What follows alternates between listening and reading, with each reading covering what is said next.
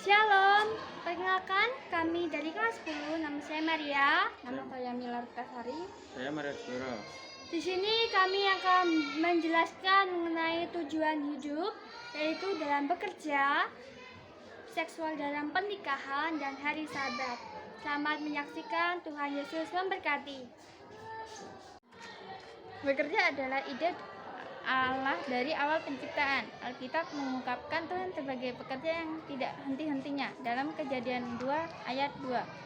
Bukti Tuhan bekerja yaitu Tuhan selalu melindungi umatnya. Dia tidak pernah tidur dalam Mazmur 104 ayat 10 sampai 22. Tuhan seorang tukang kayu sampai usia 30 dalam Markus 6 ayat 30.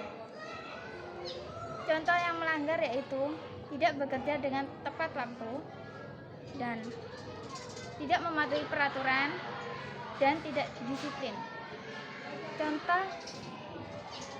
Contoh yang tidak melanggar yaitu bekerja dengan tepat waktu, jujur dalam bekerja, dan tidak bolos saat bekerja.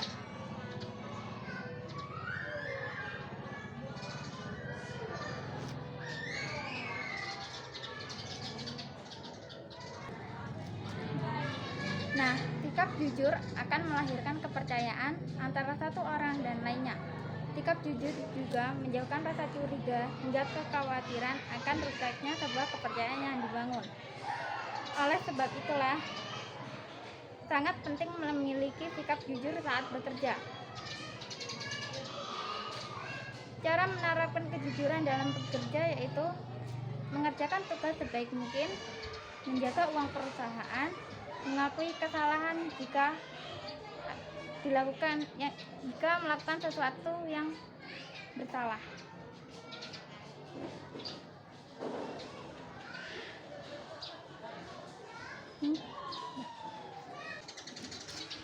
Yang selanjutnya itu adalah seks hanya dalam pernikahan, yaitu menjadi satu daging. Aspek seks dari hubungan ini tuh sudah dirancang oleh Tuhan untuk kesenangan, reproduksi, ikatan, dan komunikasi yang melibatkan kerentanan. Ini dalam Kejadian 2 ayat 24 sampai 25.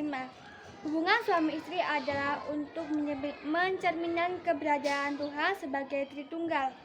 Komunikasi cinta, kepemimpinan, dan ketundukan yang diungkapkan suami istri adalah untuk mencerminkan apa yang terjadi di antara Allah Tritunggal. Kemudian ada contoh yang melanggar yaitu berhubungan seks di luar pernikahan. Selanjutnya yaitu berhubungan seks untuk memuaskan diri sendiri. Kemudian contoh yang tidak melanggar yaitu ada berhubungan seks saat sudah menikah dan bersuami istri. Kemudian berhubungan seks untuk tidak menyenangkan diri sendiri. Kemudian yaitu memegang pernikahan dalam kehormatan yang bernilai, yaitu menjaga satu sama lain. Kemudian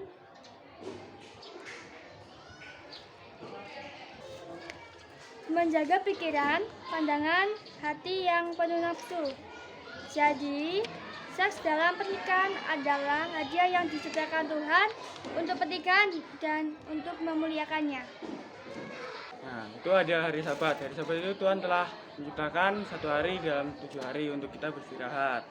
Nah, Tuhan itu menghentikan ciptaannya. Tuhan menggunakan hari Sabat untuk menyatakan penyelesaian pekerjaannya. Itu ada di Kejadian 2 ayat 3. Nah, tujuan dari hari Sabat itu ada di Keluaran 20 ayat 1 sampai 2. Nah, itu ada istirahat dari pekerjaannya dan merenungi siapa Tuhan yang kita sembah. Dan semua orang tanpa kecuali harus beribadah kepada Tuhan. Nah, hal yang tidak boleh dilakukan saat hari Sabat itu kita tidak boleh bermalas-malasan dan kita tidak boleh tidak beribadah kepada Tuhan.